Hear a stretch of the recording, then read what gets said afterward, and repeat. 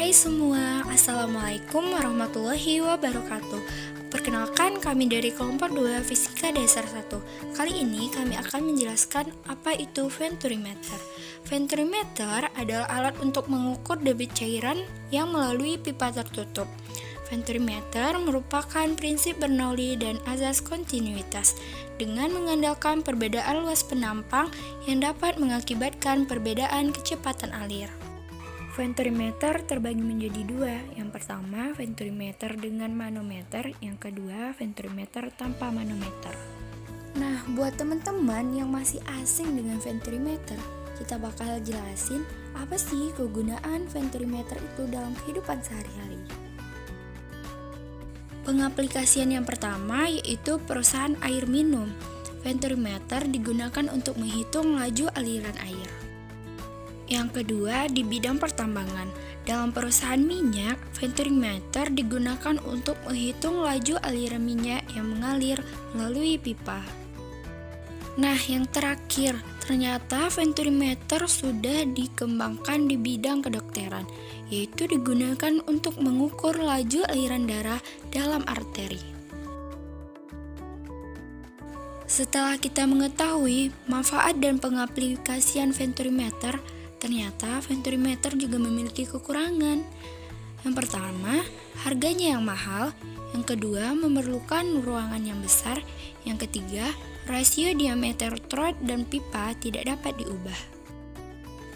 Di sini kami akan menjelaskan apa itu venturimeter tanpa manometer dan alat-alat beserta bahannya.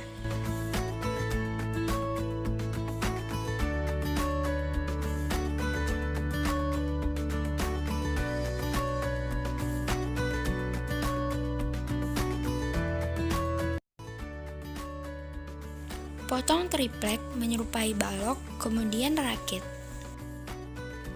Selanjutnya, sambungkan pipa 1 inch dengan setengah inch menggunakan upper shock, kemudian pasang selang dan juga keran, lalu sambungkan ke bejana menggunakan pipa L. Baiklah, kami di sini akan menjelaskan alat yang kami buat berdasarkan hukum Bernoulli dan azas kontinuitas. Di mana bunyi hukum Bernoulli itu sendiri yaitu semakin besar luas penampang, maka kecepatan aliran fluida semakin kecil, berlaku sebaliknya. Adapun alat yang harus dipersiapkan yaitu bejana, pipa L, kran, pipa 1 inch, overshock, dan pipa setengah inch. Dan untuk bahannya yaitu cairan berwarna biru, di mana fungsinya untuk mengetahui ketinggian dari cairan tersebut. Di sini kita akan mengukur ketinggian fluida pada pipa yang lebih besar dengan pipa yang lebih kecil. Pertama, kita akan mengukur aliran fluida pada pipa yang besar.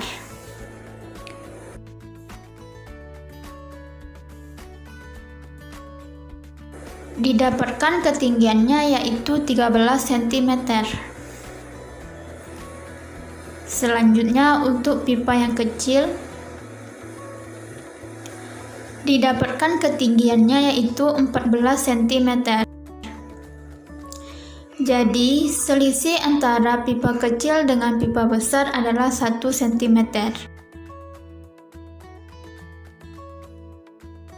Baiklah, kesimpulan pada praktikum kami kali ini yaitu sesuai dengan hukum Bernoulli, semakin besar luas penampang maka aliran fluidanya semakin kecil. Semakin kecil luas penampang maka aliran fluidanya semakin besar. Seperti yang telah dipraktekkan sebelumnya, memiliki selisih 1 cm.